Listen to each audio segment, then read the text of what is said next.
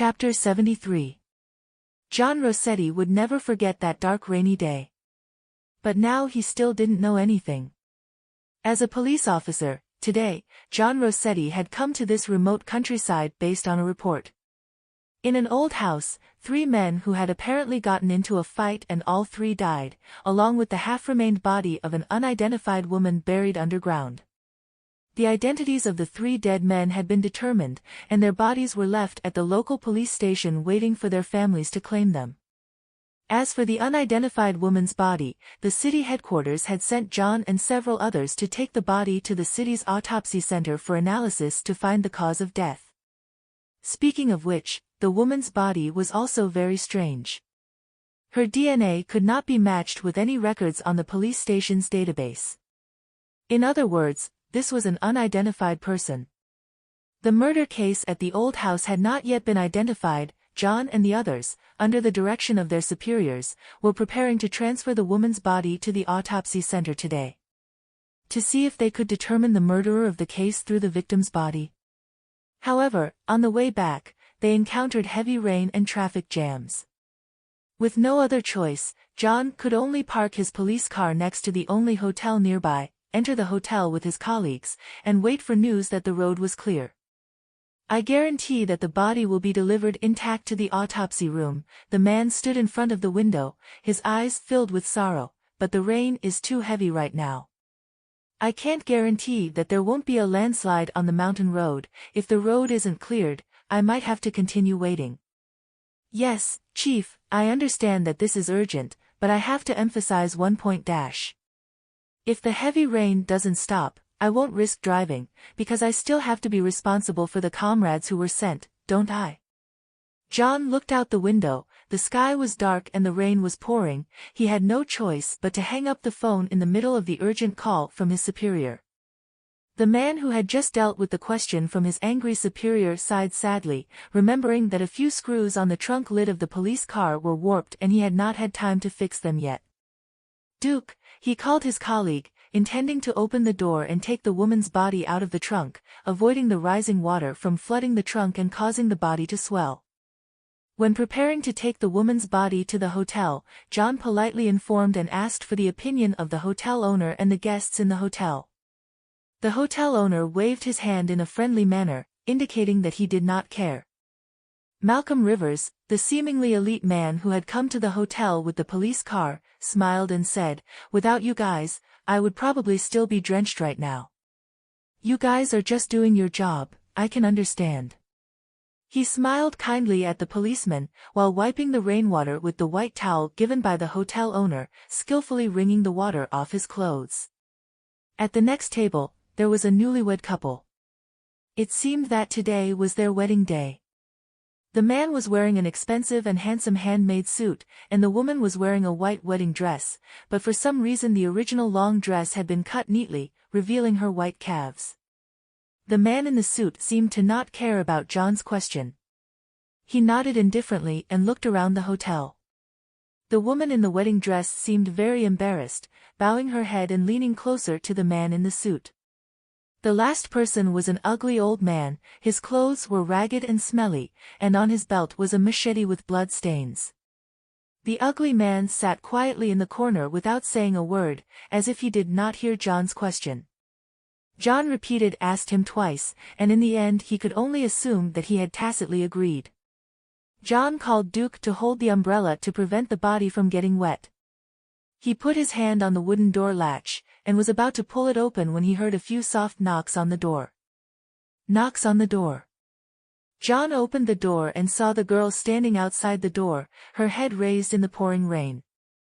The girl was tall and thin, wearing a black raincoat, her bright blonde hair hidden in a black hood, revealing half of her snow-white face, her expression calm. "Hello, may I ask if this hotel has any vacant rooms?" "Another person." John was stunned for a moment before he was about to say that he was not the hotel owner, but suddenly realized that the girl's gaze swept past him and looked straight behind. The hotel owner quietly appeared behind John. Her figure was thin, her features were ordinary, her eye sockets were deep, but she had a very gentle smile. The woman walked past John, quietly grabbed the arm of the blonde girl in the black raincoat, and said softly, "The hotel still has room, come in, poor child, look how miserable the heavy rain has made you look." The blonde girl looked calm, withdrew her hand, seemed unhappy, glanced at the landlady with cold eyes, and walked past the woman into the hotel. A boy holding an umbrella, carrying a backpack and a suitcase followed closely behind. John suddenly noticed that there was another person behind the blonde girl. But he only glanced a few times, and didn't care too much, and walked into the heavy rain with his colleague Duke. There was still a woman in the car waiting to be dealt with. John didn't know that at this moment, there was someone in the hotel who had the same idea as him. The blonde girl walked into the hotel. Opposite the wooden door of the hotel, on the wall behind the reception desk, hung a clock.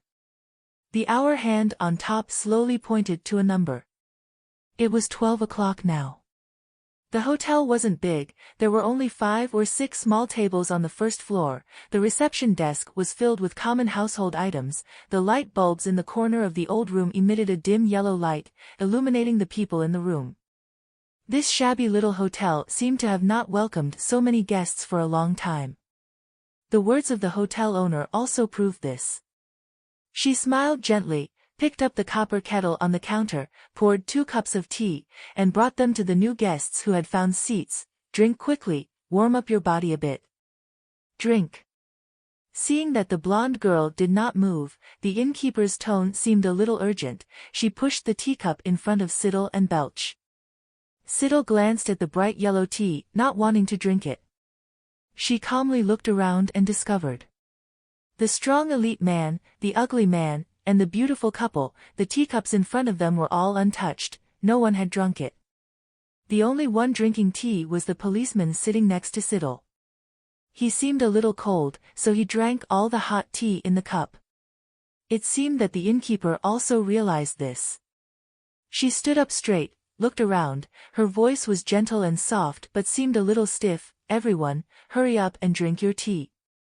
Our hotel's tea is very good, why aren't you drinking it?" After she urged, several gazes suddenly focused in this direction.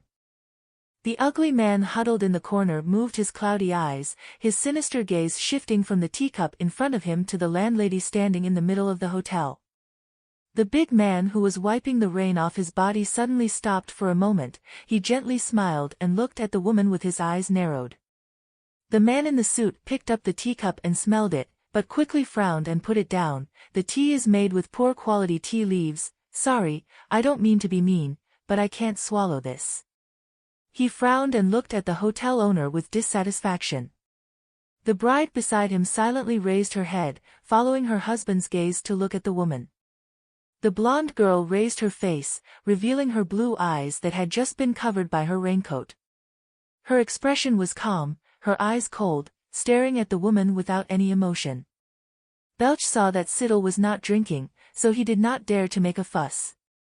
He looked at the person in the room who suddenly started staring at the hotel owner, fidgeting uneasily, deciding to follow the crowd and look at that person. The woman was suddenly stared at by everyone in the room. She felt a chill down her spine, her body stiffened involuntarily, a drop of cold sweat ran down her temple. The policeman on the side seemed a little confused, turning around to look around, not knowing why the atmosphere suddenly became so quiet. Although the hotel was not bustling at all. The deadlocked atmosphere was broken by an old voice.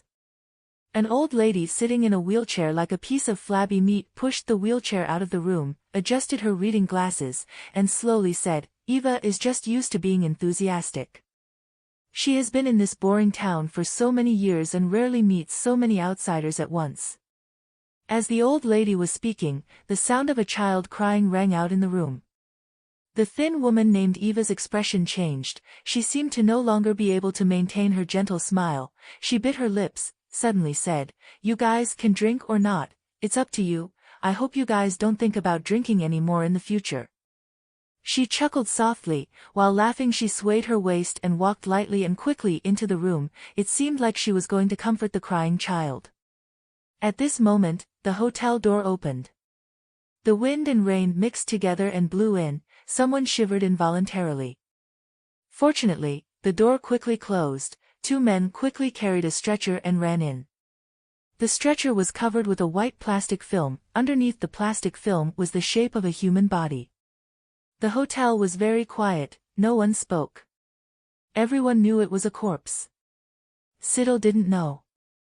She coldly glanced sideways, not revealing any emotions, but in her heart she began to feel confused. What were they doing? Why bring a dead person into a hotel full of living people? Are you trying to let everyone eat and stay together? Belch's reaction was not so calm. But he only made a little noise and the police officer John noticed. The man stepped forward and explained, "I'm sorry to let you see this. But our car had a little problem, so we had to bring this woman's body here." The woman's body was placed in a corner of the hotel. Through a layer of white plastic film, one could glimpse the woman's perfect figure, long brown hair, and vague but still very prominent facial features. "Oh my God," Belch exclaimed in a very small voice, "this body, if it wasn't confirmed dead, I would definitely think she was alive, just sleeping." "Ha," John heard. He jokingly patted Belch's shoulder and said meaningfully, "You probably wouldn't have expected that it's been 8 hours since the time of reporting the case." But Siddle suddenly had a bad feeling. Like a living person. A corpse that looked like a living person, it was definitely a bad omen. She moved her eyes away from the woman's body and coldly glanced at Belch. "Be quiet." Belch quickly obeyed. John shrugged and walked to Duke's colleague's table. "How is it?" Ed, the only man among the 3 policemen who stayed at the hotel, asked. "The situation is still the same." John shook his head helplessly. "The road is not open, maybe we have to consider spending the night here. At least there is food and drink, right?" Duke smiled, picked up the teacup and looked, seeing that the tea had cooled. Before, when they had entered, the tea poured out had already cooled before they could even take a sip. He was a little disappointed and pushed the teacup aside. John glanced at the teacup on the table, remembering the difficult request from his superiors. He had a headache again, so he temporarily lost his appetite, and did not touch the teacup.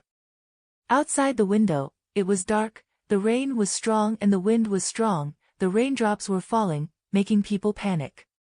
In the hotel, there was only the sound of even breathing. No one spoke for a while. The atmosphere was dull. Until a burly man pushed a cart out. He was still wearing an apron, looking a bit funny. "Time to eat," the man's hoarse voice rang out. He seemed to be the hotel's chef, but his movements were not very neat. There were a few white porcelain plates on the cart, on which was a pile of fried meat pies.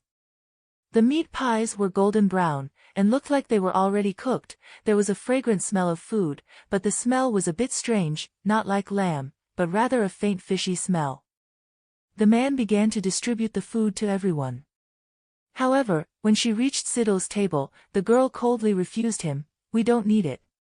The man seemed a little unhappy, frowning impatiently.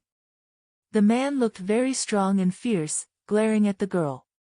However, Siddle had no intention of playing the "you look at me, I look at you, whoever blinks loses" game with him. She coldly looked up. "No money." The man. He seemed to not expect this. His face darkened as he pushed the cart past Siddle's table. The fat man Malcolm did not refuse the meat pie, and neither did the newlywed couple. But the ugly man in the corner was automatically ignored by the hotel staff and did not serve food. It seemed that seeing that he did not have any money, they automatically ignored him. The policeman and Malcolm quickly took a bite of the meat pie and started eating. The man in the newlywed couple took a bite, his face grimacing. "Oh my God, this meat tastes so strange. I've been eating meat pies with all kinds of ingredients for over 20 years, I've never tasted something like this before. Isn't it delicious?" The bride picked up a piece of meat pie, "But we didn't bring any food when we went out. Now that we're locked up here, we have to eat something to replenish our strength." She smiled and said, "Honey, you're used to being rich. For me, this isn't a bad dish. I ate worse things at the orphanage." Everyone sat down to eat in groups of 2 or 3. For a while, there was only the sound of chewing and swallowing. Belch swallowed his saliva with hunger. There was still food in his backpack, but his sister didn't say anything, and he didn't dare to take it out to eat. He turned his head unconsciously, his eyes stopping on the female corpse covered in white plastic film, and he suddenly frowned. How strange, why does it feel like something is wrong? Belch continued to observe seriously, but after looking back and forth, his face suddenly turned pale. He discovered something extremely terrifying. However, the sound of slow chewing still echoed in the hotel, and it seemed that no one noticed it except him. Amidst the pattering of rain and the sound of chewing, Siddle suddenly noticed a very strange sound. The sound was intermittent, coming from behind. Only by paying close attention could it be distinguished from the sound of rain. Siddle closed her eyes, listened quietly for a while, then stood up from her chair without making a sound, took a few steps back, and leaned over to look out the window unconsciously. The seat she chose was right next to the door, and next to the door was the window. She seemed to see a human figure reflected on the window, after a slight rustling sound. A child's face was pressed against the glass. The face was distorted by the impact of the rain, pressed against the glass, and its angry eyes were about to crack as it stared at the blonde girl inside. Silently mouthing, "Hurry, run dash."